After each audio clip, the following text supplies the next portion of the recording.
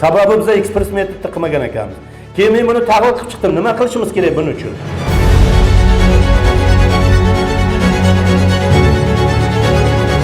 Qarasangiz shunchalik baland 20-30 metrlik daraxtlar, gullar, umuman ko'chada gul ko'rmaydigan, daraxt ko'rmaydigan hududda kislorod yo'qligidan men xafa bo'lib ketdim.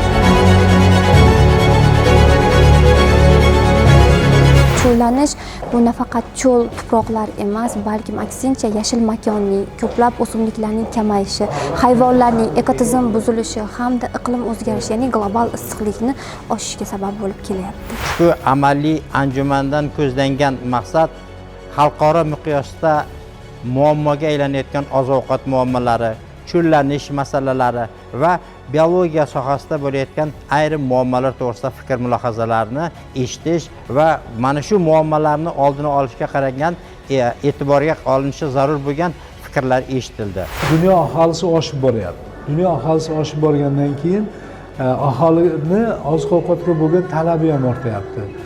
Bularning barchasi o'sha oziq-ovqatni ko'proq, qishloq xo'jalik ekinlarini ko'proq yetishtirishda bizga muammo qilib qo'yapti, masala qilib qo'yapti.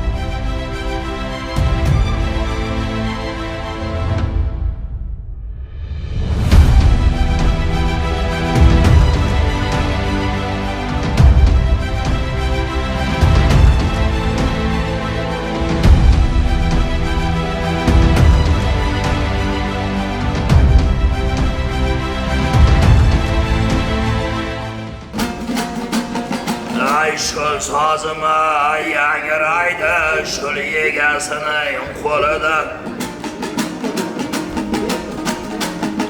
Ay mavjuraba sayraydi ya bulbullari gulida.